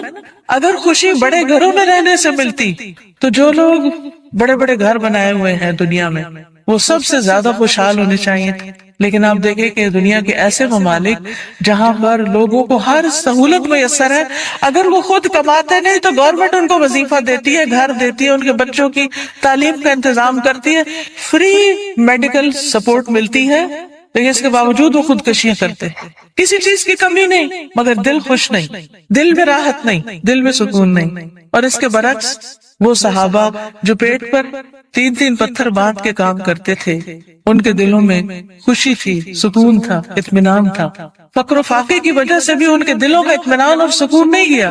آج اگر ہمیں تھوڑی سی بھی کمی ہو تو ہم پریشان ہو جاتے ہیں، کسی بھی چیز کی کمی لگتی تو ہم پریشان ہو جاتے ہیں، یا پتہ نہیں کیا بنے، کیا ہوگا ہمارا. تو جو شخص اللہ کے راستے پر نکل آتا ہے فرشتے اس کے لیے دعا کرتے ہیں. فرمایا جو فرشتے عرش اٹھائے ہوئے ہیں اور جو اس کے ارد گرد ہیں سب اپنے رب کی حمد کے ساتھ اس کی تسبیح کرتے ہیں اور اس پر ایمان رکھتے ہیں. ایمان والوں کے لیے بخشش طلب کرتے ہیں اور کہتے ہیں اے ہمارے رب، تو نے اپنی رحمت اور علم سے ہر چیز کا احاطہ کر رکھا ہے، لہٰذا جن لوگوں نے توبہ کی اور تیری راہ کی پیروی کی تو انہیں بخش دے اور دوزخ کے عذاب سے بچا لے. یہ فرشتوں کی دعائیں، لیکن یہ دعا کس کے لیے کرتے ہیں؟ توبہ کرنے والوں کے لیے، استغفار کرنے والوں کے لیے. پھر آخرت میں استغفار کرنے والوں کے درجات بلند ہوں گے. صرف اپنے لیے نہیں، اگر کوئی اپنے ماں باپ کے لیے بھی استغفار کرتا ہے، ان کی بخشش کی دعا کرتا ہے تو ان کے درجے بھی بلند ہوتے ہیں. مسند احمد کی روایت میں آتا ہے رسول اللہ صلی اللہ علیہ وسلم نے فرمایا بے شک اللہ عز و جل جنت میں ایک نیک آدمی کے درجات کو بلند کرتا ہے تو وہ پوچھتا ہے کہ اے میرے رب، میرے یہ درجات کہاں سے بلند ہوئے؟ اللہ تعالیٰ فرماتا ہے تیرے حق میں تیری اولاد کی استغفار کی وجہ سے، کہ تیرے پیچھے تیرے بچے تیرے لیے بخشش مانگ رہے ہیں. کیا ہم سب اپنے والدین کے لیے روز بخشش کی دعا کرتے؟ تو پھر ہم اپنی اولاد سے کیا توقع رکھتے ہیں کہ وہ ہمارے لیے کریں؟ ہاں، جو لوگ نماز پابندی سے پڑھتے ہیں وہ ضرور کرتے ہیں. کیسے؟ ربنا اغفر لی ولوالدی وللمؤمنین یوم یقوم الحساب. بس ضرورت اس چیز کی ہے کہ ہم توجہ کے ساتھ کو دعا پڑھیں گے، نہیں کہ دھیان کہیں اور، ربنا اغفر لی ولوالدی وللمؤمنین جلدی جلدی جلدی نہ، آہستہ آہستہ اور مانگ کے اللہ سے. اللہ ہمیں اس کی توفیق عطا فرمائے اور ہمارے بچوں کو ہمارے حق میں صدقہ جاریہ بنائے. پھر اسی طرح جن لوگوں کے نامہ اعمال میں استغفار زیادہ ہوگا وہ بہت خوش ہوگے، انہیں نہایت خوشی نصیب ہوگی. نبی صلی اللہ علیہ وسلم نے فرمایا جو شخص یہ بات پسند کرتا ہے کہ اس کا نامہ اعمال اسے خوش کر دے، یعنی وہ اپنی کتاب دیکھے اور خوش ہو جائے، تو اسے چاہیے کہ وہ کثرت سے استغفار کیا کرے، کیونکہ اس سے کیا ہوگا؟ ساری وہ چیزیں مٹ جائے گی جو اس کے لیے پریشانی کا باعث ہوں گی. مثلا آپ کچھ لکھتے ہیں اور لکھنے میں غلطی ہو جاتی ہے، پھر آپ کیا کرتے ہیں؟ اس اریز کرتے ہیں. کبھی کیا کرتے ہیں؟ اوپر وائٹو لگا دیتے. تو استغفار کا مطلب کہ ڈھانپ دینا، یعنی غلطیاں نظر نہ آئیں. ہم سب غلطیاں کرتے ہیں لیکن استغفار کرتے ہیں تو جو غلطیاں وہ مٹتی چلی جاتی، ختم ہوتی چلی جاتی اور نامہ اعمال بہترین ہوتا جاتا ہے. اور قیامت کے دن انسان اپنا نامہ اعمال دیکھے گا تو اس میں بس اچھائیاں ہی اچھائیاں ہوں گی، کیونکہ برائیاں تو ساری توبہ سے صاف ہو گئیں. تو اس وقت انسان کتنا خوش ہوگا. مثلا آپ کے ٹیچر آپ کو پرچہ واپس کرے اور 100/100 نمبر ہوں تو آپ کی خوشی کا کیا ٹھکانا ہوگا؟ بہت زیادہ خوش ہوں گے کہ میرا تو ایک بھی نمبر نہیں کٹا، سارے ادھر، کوئی ریڈ نشان نہیں ہے، کوئی کاٹا نہیں ہے. تو سوچئے قیامت کے دن اگر آپ دیکھیں کہ آپ کی کوئی غلطی اس میں نظر ہی نہیں آ رہی، سب صاف مٹ گئی، ڈھانپ دی گئی، تو خوشی کا کیا عالم ہوگا. کیونکہ سب سے زیادہ تو پریشانی اسی بات سے ہوتی ہے نا کہ پتہ نہیں وہاں جائیں گے تو کیا نظر آئے گا اور اس پہ شرمندگی نہ ہو زیادہ. پھر اسی طرح عبداللہ بن بصر کی روایت ہے کہ نبی صلی اللہ علیہ وسلم نے فرمایا مبارک ہو اس کو جو اپنے نامہ اعمال میں کثرت سے استغفار پائے، کہ بہت زیادہ استغفار ہے اس میں.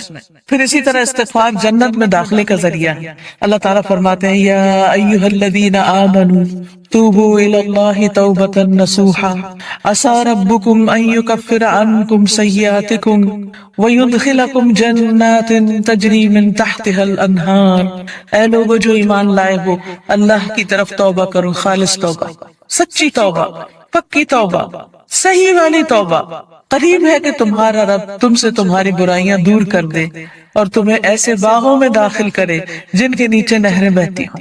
یعنی غلطیوں کی معافی ہو جائے تو جنت کے راستے آسان ہو جائیں گے، اور اس کے لیے معافی مانگنی ہوگی، استغفار کرنا ہوگا. پھر اسی طرح جہنم سے بچنے کا ذریعہ بھی استغفار ہے، کیونکہ کچھ لوگ جہنم میں ڈالے جائیں گے تاکہ ان کو ان کی غلطیوں کی سزا ملے. جب وہ سزا بھگت لیں گے پھر نکال کے جنت میں بھیجے جائیں گے. اس وقت بھی آپ کو گرمی لگ رہی ہوگی تو دل گھبرا رہا ہوگا. یہ تو وقتی گرمی، اور ایسی بھی نہیں کہ جس سے انسان کو بہت تکلیف. ٹھیک ہے انکمفرٹیبل ہوتا ہے انسان، وہ الگ بات ہے، لیکن اس میں بھی انسان کیا چاہتا ہے کہ فوراً ہوا میں نکلے، تازہ ہوا میں، اور فریش ہو. کہاں آگ میں ہو انسان. ہم میں سے کس کے اندر ہمت ہے کہ وہ آگ کو برداشت کرے؟ کیا کسی کمرے میں، کسی گھر میں، کسی جگہ آگ لگی ہوئی ہو، آپ اس کے اندر جانا پسند کریں گے؟ دور سے بھاگیں گے، دھواں دیکھ کے بھی اس طرف نہیں جائیں گے کہ کہیں وہ آگ پھیل کے مجھ تک نہ آ جائے. تو قیامت کے دن ہم میں سے کوئی بھی نہیں جانا چاہے گا. اور اس کا طریقہ کیا ہے؟ پھر ہم دنیا میں ہی کثرت سے استغفار کر لیں، دنیا میں ہی معافی مانگ لیں تاکہ جہنم میں جانے سے بچ جائیں. اور اگر معافی نہیں مانگتے تو لا الہ الا اللہ پڑھنے کی وجہ سے جنت میں تو انشاءاللہ جائیں گے، لیکن سزا بھگت، اور وہ سزا بہت سخت ہے، اور نہیں پتا کہ کتنے عرصے کے لیے مل جائے، کیونکہ ہر ایک کی جیل کا وقت جو ہے مخصوص ہوتا ہے. رسول اللہ صلی اللہ علیہ وسلم نے فرمایا اے عورتوں کے گروہ، عورتوں سے خطاب ہے ہم سب سے، اے عورتوں کے گروہ صدقہ کرتی رہا کرو اور کثرت سے استغفار کرتی رہا کرو، کیونکہ میں نے دوزخ میں جانے والوں میں سے زیادہ تر عورتوں کو دیکھا ہے. دوزخ کی اکثر آبادی عورتوں پر مشتمل. ان عورتوں میں سے ایک عقل مند عورت نے عرض کیا کہ ہمارے کثرت سے دوزخ میں جانے کی وجہ کیا ہے؟ عورتیں کیوں زیادہ ہوں گی جہنم میں؟ آپ نے فرمایا تم لعنت کثرت سے کرتی، دوسروں کو برا بھلا کثرت سے کرتی، گالی گلوچ، اس کو برا بھلا کہہ، اس کی غیبت کر، اس کے اوپر الزام لگا، یہ کر وہ کر، یعنی غلط چیزوں میں زبان کا استعمال ہونا، اور اپنے خامند کی ناشکری کرتی، اس کا کوئی احسان یاد نہیں رکھتے، اس کی کوئی اچھائی یاد نہیں رہتی. دیکھیں کوئی انسان کتنا بھی برا ہو لیکن اس میں بھی کوئی نہ کوئی اچھائی ہوتی ہے. تو اگر کسی میں 99 غلطیاں ہیں اور ایک اچھی چیز ہے تو کیا کرنا چاہیے؟ اس کی اچھائی کو یاد کر کے اس کا شکریہ ادا کرنا چاہیے، اس کے ساتھ احسان کرنا چاہیے، اس کی تعریف کر دینی چاہیے کیا فلاں میں یہ اچھائی ہے. ہم عام طور پر کیا کرتے ہیں کہ جو ہمیں اچھا لگے اس کی تو کوئی برائی بھی ہمیں نہیں بری لگتی، اس پر بھی ہم خوش ہوتے رہتے ہیں، واہ واہ کرتے رہتے ہیں، اور جو برا لگے اس کی کوئی اچھائی ہمیں نظر ہی نہیں آتی. تو یہ نہیں کرنا چاہیے. تو حل کیا ہے کامیابی کا؟ کہ ہم ایک طرف نیک اعمال کریں، پھر ان نیک اعمال کی حفاظت کریں، دوسری طرف گناہوں سے بچیں، اور پھر اگر ہو جائے انسان ہونے کے ناطے تو پھر کیا کریں؟ اللہ تعالیٰ سے استغفار کریں. اس مقصد کے لیے یہ ایک کارڈ چھپایا گیا ہے جس میں استغفار کی دعاؤں کو اکٹھا کیا گیا. کس کس کے پاس ہے؟ اٹھا کے دکھائیں. الحمدللہ. اور جس کے پاس نہیں ہے وہ اسٹال سے لے بھی سکتے ہیں. ٹھیک ہے. تو اب آپ دیکھیے کہ جس کے پاس یہ کارڈ ہے وہ تو ٹھیک، جس کے پاس نہیں لازماً آپ کے پاس ہی ہونا چاہیے، کیونکہ یہ ساری دعائیں ہمیں زبانی یاد نہیں، اور ہم میں سے ہر ایک یہ بھی نہیں کر سکتا کہ جا کے کتابوں میں سے ڈھونڈے، پورے قرآن میں سے نکالے، کتابوں میں سے نکالے، اور پھر یہ دیکھے کہ صحیح کون سی ہے اور کون نہیں، اور پھر ان کو اکٹھا کرے.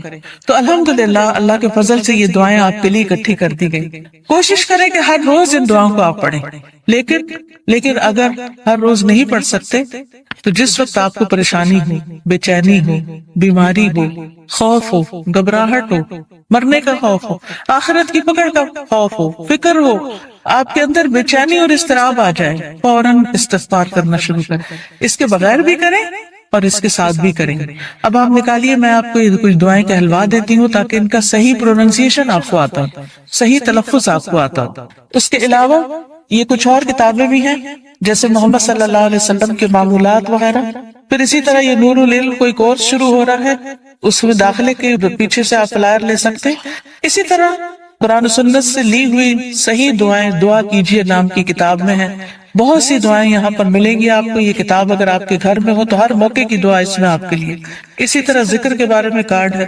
جادو کے بارے میں بہت سے لوگوں کے ذہن میں سوال ہوتے ہیں، پریشان رہتے ہیں، تو جادو کی حقیقت پر اور پھر اس کا علاج کیا ہے اس پر یہ کتاب ہے.